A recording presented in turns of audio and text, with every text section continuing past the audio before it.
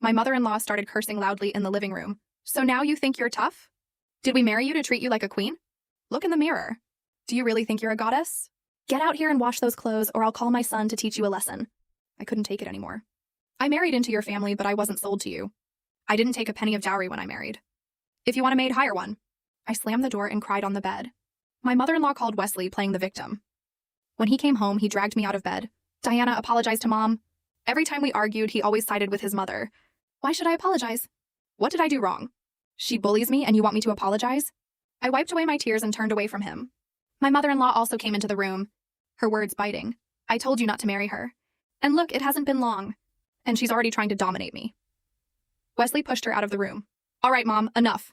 I'll talk to her. He handed me a tissue to wipe my tears. Diana, Mom is old and she has a heart condition. You're so magnanimous, you should be more accommodating, right? Just go and make peace with her. He knew I was soft-hearted and wouldn't hold a grudge against his mother, so he coaxed me into apologizing. But little did he know, the more I let it slide, the more she bullied me. One night my period came and I stained the bed in my pajamas. I got up, took off my pajamas and left them in the bathroom, thinking I'd wash them the next day since it was so late. The next morning I was woken up by my mother-in-law yelling. She didn't even knock before barging in and throwing the bedsheets at me. Get up and wash this. Isn't it disgusting? I was in pain. Mom, my stomach hurts. Let me rest for a bit and I'll wash it later. She went berserk and dragged me out of bed. How dare you say your stomach hurts? It's been so long and you still haven't gotten pregnant. The blanket was yanked off and I was left with nothing to wear. I covered my chest and picked up the blanket, feeling like my dignity had been trampled on. My tone grew cold. I'm going to get dressed and wash the sheets. Please leave. Luckily, her phone rang, saving us from a full-blown argument. My mother-in-law had arranged another mahjong game with her relatives. As I hung clothes on the balcony, I overheard her relatives gossiping inside. Your daughter-in-law still hasn't gotten pregnant? Who knows? No sign of it yet.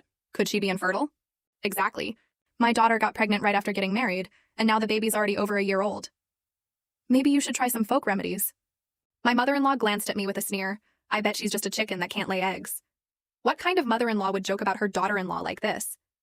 I couldn't stand listening any longer. I called Wesley several times, but he didn't pick up. When he got home, his mother immediately pulled him aside to whisper. When he came back to our room, I wanted to talk to him, but he was busy texting on his phone. I tried to grab his phone and he snapped at me. Stop making trouble.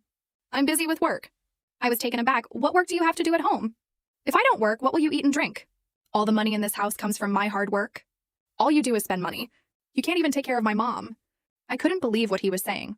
What money have I spent? Apart from groceries and living